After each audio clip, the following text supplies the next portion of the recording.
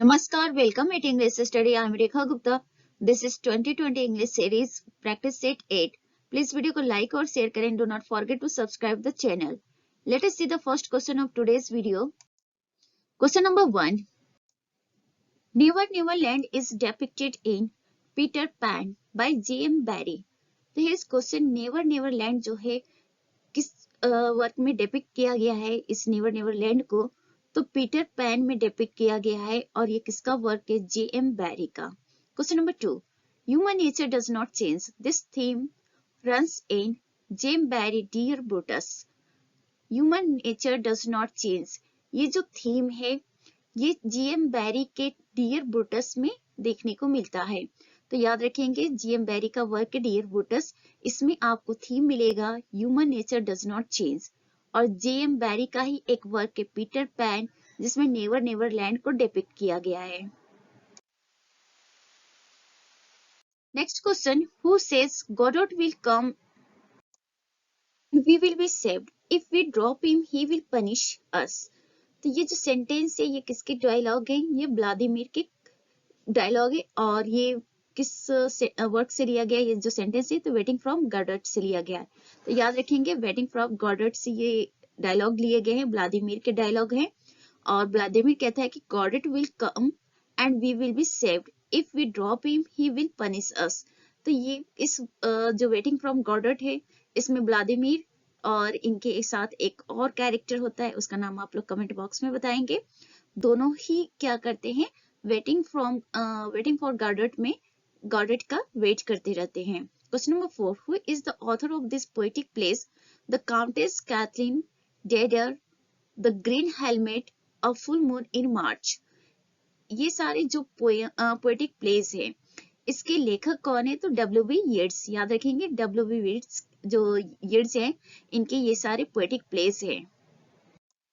ऐसे तो येट्स जो है वो पोएट के रूप में ज्यादा पॉपुलर हैं, तो लेकिन इन्होंने पोएटिक प्लेस भी लिखे हैं। और कौन कौन से पोएटिक प्लेस लिखा है इन्होंने? द काउंटेस कैथलीन डेडर, the Green Helmet, a Full Moon in March.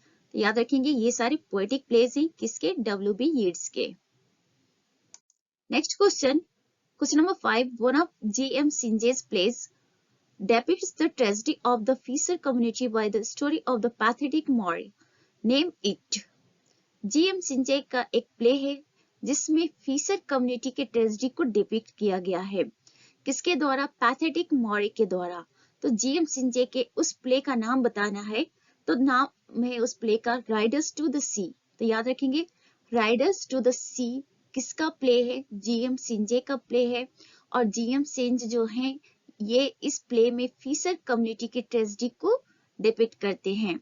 Question number 6. The concept of the absurd was originated by Albert Camus, the French existential philosopher novelist, but it was popularized by. Here is the term absurd. Absurd का जो concept है इसको originate किया था किसने? Albert कैमस ने। Albert कैमस कौन है? फ्रेंच एग्जिस्टेंशियल है, फिलोसफर है, नॉवेलिस्ट है। तो एल्बर्ट कैमस फ्रेंच एग्जिस्टेंशियल फिलोसफर और नॉवेलिस्ट है और इन्होंने टर्म एब्सर्ड को ओरिजिनेट किया है बट पॉपुलराइज किया है आइनेस्को ने। एब्सर्ड टर्म को ओरिजिनेट करने का श्रेय जाता है एल्बर्ट कैमस को और इसको पॉपुलर करने का क्रेडिट जाता है आइनेस्को को। Next question, question number 7. Ionesco's Jack is the funniest example of non-conformity. Jack, the protagonist, refuses to marry the girl because she is not ugly enough. How many noses does this girl have? Here is a work, Ionesco. Ionesco का एक work है Jack और इसमें protagonist का नाम भी Jack ही है, यानी कि प्रोटागोनिस्ट के नाम पर ही ये वर्क पड़ा है जैक। तो याद रखेंगे जैक वर्क है आइनेस्को का और इस वर्क में जैक नाम का प्रोटागोनिस्ट है जो रिफ्यूज करता है एक लड़की से शादी करने के लिए। क्यों? Because that girl is not ugly enough. तो लड़की बहुत ज्यादा अगली नहीं है, इस वजह से जो प्रोटागोनिस्ट जैक है वो मना कर देता है उस लड़की से शादी करने के लिए। तो हियर इज क्वेश्चन कि उस लड़की के कितने नोजेस थे? तो उस लड़की के 2 नोजेस थे। याद रखेंगे आइनेस्को का वर्क है जैक और ये फनीस्ट एग्जाम्पल है नॉन कन्फर्मिटी का। जैक वर्क में जैक नाम का प्रोटागोनिस्ट एक लड़की को से शादी करने से मना कर देता है because she is not ugly enough and how many noses does that girl have? The 2 noses उस लड़की के थे। Question number 8 in the play Chairs Ionesco shows emptiness of existence by representing empty chairs। तो आइनेस्को का एक और work है cheers. याद रखेंगे आइनेस्को का ही वर्क है जेक और आइनेस्को का ही दूसरा वर्क है चीयर्स। चीयर्स में जो आइनेस्को है वो एम्प्टीनेस ऑफ एग्जिस्टेंस को रिप्रेजेंट करते हैं। किसके द्वारा? एम्प्टी चेयर्स के द्वारा। तो याद रखेंगे 2-3 फैक्ट्स यहाँ पे बन रहे हैं कि चेयर किसका वर्क है? आइनेस्को का वर्क है। और चेयर में इन्होंने क्या प्रेजेंट किया है? तो इन्होंने एम्प्टीनेस ऑफ एग्जिस्टेंस को प्रेजेंट किया है। और किसके थ्रू प्रेजेंट किया है? तो एम्प्टी चेयर्स के माध्यम से प्रेजेंट किया है। Question number 9 who are the exponents of the theatre of total cruelty? Theatre of total cruelty के एक्सपोनेंट्स कौन है? तो जीन गैनेट, पीटर वेस, जोस ट्राइना। याद रखेंगे थिएटर ऑफ टोटल क्रुएल्टी के एक्सपोनेंट्स कौन कौन है? तो जीन गैनेट है, पीटर वेस है, जोस ट्राइना है। Question number 10 These writers have had a sad past which made them bitter. Identify the writer correctly matched with the circumstances of his life. Here is question कि कुछ ऐसे राइटर्स थे जो जिनके जो पास्ट थे वो सैड थे, बड़े दुखद थे और इस वजह से वो बिटर हो जाते हैं। तो वहां से एक राइटर का नाम बताना है कि उन राइटर की वो कौन सी लाइफ के सर्कमस्टांसेस थे जिसकी वजह से उनका जो लाइफ था वो सैड था। तो डोस्टोवस्की हैं और इन्हें अ जेल बर्ड ऑफ रसिया के नाम से जाना जाता है। तो डोस्टोवस्की हैं और इनके लाइफ का जो शेड पास्ट था वो है a jailbird of Russia. याद रखेंगे। Question number 11 in which of Woolf's novels Ms La Trobe appears between the acts? Virginia Woolf का नॉवेल है और उस नॉवेल में एक कैरेक्टर है एमएस लॉथब्रोप। एमएस लॉथब्रोप जो है ये अपीयर होती हैं वर्जीनिया वुल्फ के किस नॉवेल में? तो उस नॉवेल का नाम है बिटवीन द एक्ट्स। याद रखेंगे बिटवीन द एक्ट्स जो वर्क है वो वर्जीनिया वुल्फ का है और इसी नॉवेल में कैरेक्टर है Ms La Trobe. Next question the continental author who influenced English drama considerably is Ibsen. तो याद रखेंगे वो कॉन्टिनेंटल ऑथर कौन है जिन्होंने इंग्लिश ड्रामा को बहुत अच्छे से प्रभावित किया है? तो that is Ibsen. Question number 13 who employed stream of consciousness? ये जो टर्म है स्ट्रीम ऑफ कॉन्शियसनेस इसको किसने एम्प्लॉय किया है? तो वर्जीनिया वुल्फ ने। याद रखेंगे Virginia Woolf she is a very famous novelist और इन्होंने स्ट्रीम ऑफ कॉन्शियसनेस को एम्प्लॉयड किया है। Question number 14 How old was Robert Bruce when he published The Testament of Beauty? 85. Robert Bridges की एज क्या थी जब इन्होंने द टेस्टामेंट ऑफ ब्यूटी को पब्लिश किया था? तो इनकी एज थी 85। Next question number 15 who wrote the road to Mandalay, barrack room ballads, the seven seas, the five nations, songs from books, the years between, Rudyard Kipling. तो ये सारे कई सारे वर्क हैं। क्या क्या है? The road to Mandalay, barrack room ballads, the seven seas, the five nations, songs from books, the years between. ये सभी वर्क हैं रुडयार्ड किपलिंग के।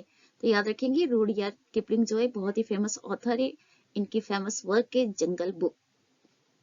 Question number 16 who wrote what is this life if full of care we have no time to stand and stare. तो ये बहुत ही खूबसूरत sentence है। किसका है? W.H. डेविस का। तो ये लाइंस किसने लिखे हैं? W.H. डेविस ने लिखे हैं। लाइंस क्या है? What is this life if full of care we have no time to stand and stare?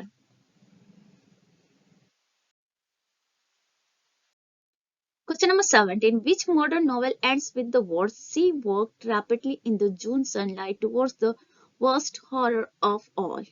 तो ये जो नॉवेल है उसका नाम है ब्राइटन रॉक और ऑथर है Graham green.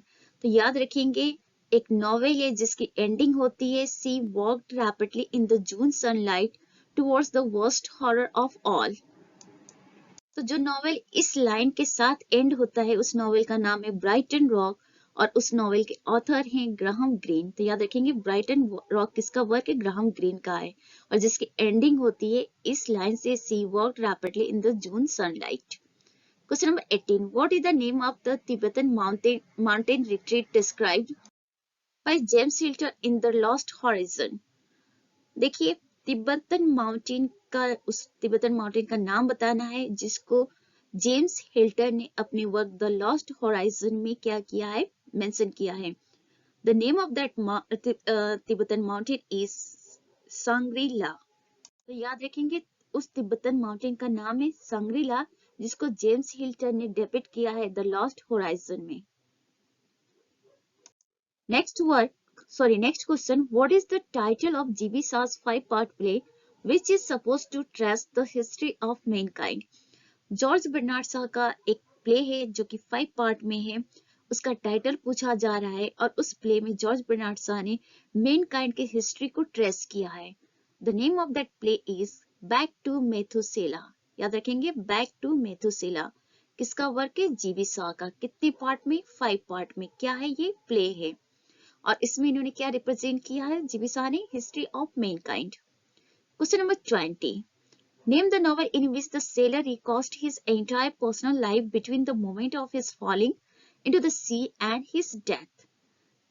Pinker Martin, William Golding. तो उस नॉवेल का नाम बताना है जिसमें जो सेलर है अपनी पूरी पर्सनल लाइफ को क्या करता है, रिकास्ट करता है, कहाँ पे, फॉलिंग इनटू द सी से लेकर अपने डेथ तक को।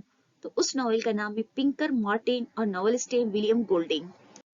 तो याद रखेंगे पिंकर मार्टिन किसका वर्क है, विलियम गोल्डिंग का, और इसमें विलियम गोल्डिंग ने क्या प्रेजेंट किया है, एक सेलर की एंटायर लाइफ को, जो एंटायर पर्सनल लाइफ है उसको रिप्रेजेंट किया है। This is all about for today's video. Please video को लाइक और शेयर करें। Do not forget to subscribe the channel. Thanks for watching. Be happy, keep smile.